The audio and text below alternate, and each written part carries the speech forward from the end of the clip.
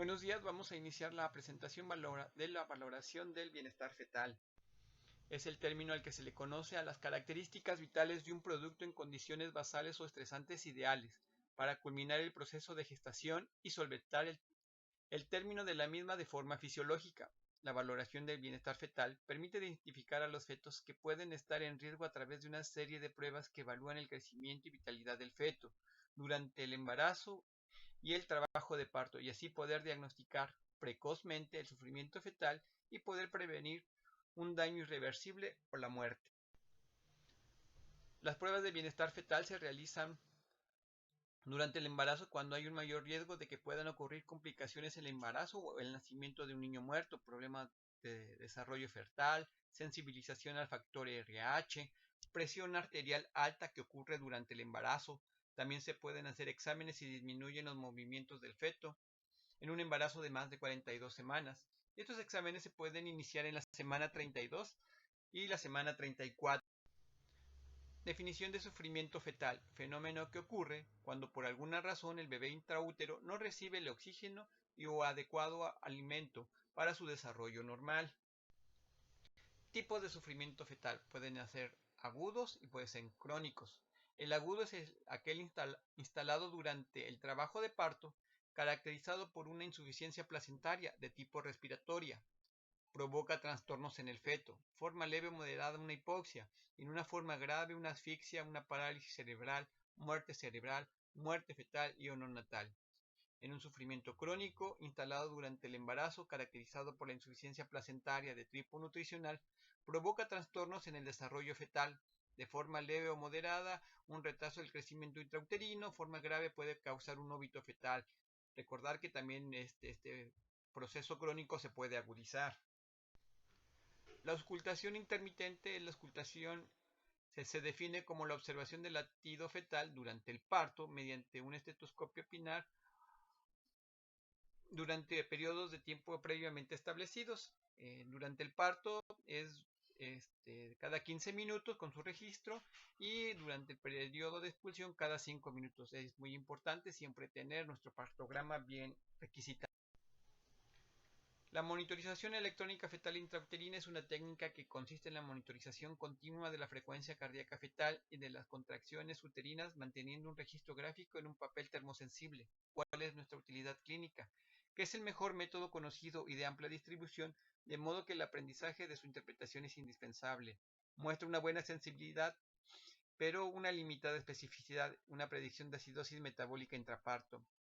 Este método de evaluación es la unidad fetoplacentaria durante el trabajo de parto. Se asocia a un aumento de riesgo en la operación cesárea y de parto vaginal asistido. El uso se asocia también a una disminución significativa de la tasa de convulsiones neonatales. Frecuencia cardíaca fetal normal es entre 110 y 170. ¿Qué nos puede causar una taquicardia fetal, una hipoxia, una fiebre materna, infecciones como carioamnionitis y pielonefritis, hipertiroidismo, anemia materna o fetal, drogas parasimpático-líticas como atropina, hidroxicina, y drogas simpático-miméticas como ritodrina, terbutalina? ¿Qué nos pueden generar una bradicardia fetal? Hipotensión materna, prolazo de cordón, anestesia espinal o epidural, taquicistolia, convulsiones maternas, rápido descenso fetal, placenta previa y ruptura uterina. Bueno, este es el equipo para el monitoreo y cómo está constituido. Y bueno, importante, a través de las maniobras de Leopold, el traductor de los latidos fetales, ponerle gel en el foco máximo de los latidos cardíacos, el traductor de la actividad uterina, más o menos de 2 a 4 centímetros debajo del fondo uterino, nunca echar gel, tener equilibrado el equipo, retirar los respectivos traductores y emitir un resultado. Muy importante, siempre tener presente nuestra historia clínica, el carnet perinatal y nuestra hoja de, si está en trabajo de parto, tener nuestro partograma. Parámetros, bueno, esta va a checar los movimientos fetales, la frecuencia cardíaca fetal que predomina en un trazado durante 10 minutos y su variabilidad, que es la oscilación de la frecuencia cardíaca entre latido a latido. Puede tener aceleraciones o desaceleraciones. Desaceleraciones es la disminución de más de 15 latidos y con una duración mayor de 15 segundos en relación a la frecuencia cardíaca fetal basal, y la aceleración en el aumento de más de 15 latidos y con una duración mayor de 15 segundos en relación a la frecuencia cardíaca fetal basal. Línea de base es el nivel promedio de la frecuencia cardíaca fetal en un segmento de 10 minutos. Y bueno, pues se dice que debe estar entre 110 y 160. Por debajo de ella se considera bradicardia, por arriba de 160 se considera taquicardia. ¿Qué es la contracción uterina? Es el endurecimiento de las fibras del músculo uterino que se producen brevemente de forma intermitente durante el embarazo y con mayor regularidad y fuerza durante el trabajo de parto activo. Lo normal es que se den 5 o menos contracciones en 10 minutos en una ventana de 30 minutos, y cuando hay más de 5 contracciones en 10 minutos, hablamos de taquisistolia, y principalmente lo vemos en una placenta previa. Las contracciones prolongadas se presentan en convulsiones maternas.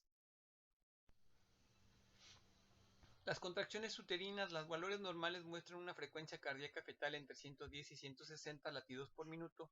Un latido de corazón puede variar desde 5 a 25 latidos por minuto desde la línea de base normal. Un aumento por encima de la línea de base con los movimientos fetales es positivo. La frecuencia cardíaca fetal puede disminuir ligeramente con una contracción. Esto es normal siempre y cuando la frecuencia cardíaca fetal se recupere rápidamente. Entonces, la variabilidad es normal a partir de las 32 semanas, se relaciona con el sistema nervioso fetal, tiene un rango de amplitud entre los 6 y los 25 latidos por minuto.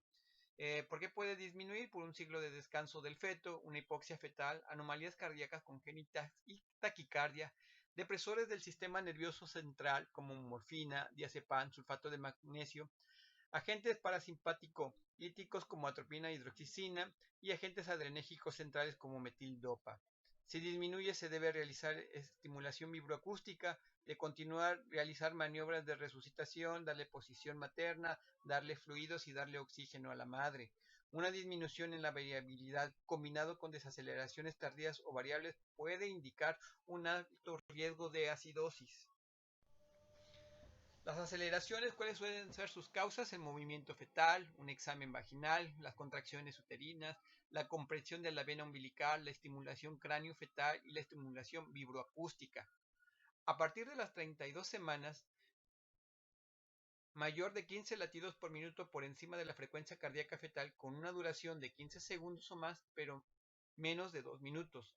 Antes de las 32 semanas de gestación, 10 o más latidos por minuto con una duración de 10 segundos pero menos de 2 minutos. Y una aceleración de 2 a 10 minutos se considera prolongada. Aceleración mayor a 10 segundos se considera una taquicardia fetal. Tipos de aceleraciones. Hay dos tipos de aceleraciones. Es muy importante diferenciarlas porque de ello depende la vida del feto. Una indica el bienestar y la otra es un signo de alarma valioso de posible daño o muerte fetal. Episódicas, no tienen relación con las contracciones uterinas, son esporádicas, intervalos casi regulares asociados a movimientos fetales, respuesta positiva a la acción taquicardizante de la actividad fetal o de estímulos externos, buen estado del sistema nervioso autónomo, sistema nervioso central normal y sistema cardiovascular sano. Podemos concluir. Las periódicas, aumento de la frecuencia cardíaca fetal en relación a de las contracciones uterinas, es de muy más pronóstico para la vida del feto. Su fisiopatología por compresión de la vena umbilical, aumento del tono simpático asociado a distocia funicular, alteraciones del tamaño, circulares de cordón, prolapso de cordón procúbito y nudos o falsos nudos.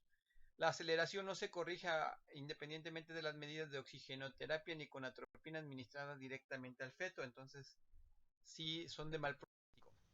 Las desaceleraciones. Se define la desaceleración como un periodo transitorio de disminución de la frecuencia cardíaca fetal por debajo de la línea basal de mayor de 15 latidos durante más de 15 segundos.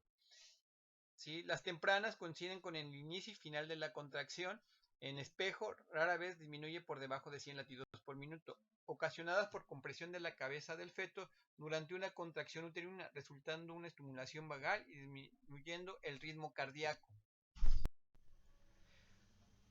Las tardías, disminución gradual simétrica clara y con retorno de la frecuencia cardíaca fetal asociada a la contracción uterina. Desaceleración es tardía en tiempo. Ocurre después de un periodo pico de contracción. Entonces termina la contracción e inicia el proceso de recuperación de la frecuencia cardíaca.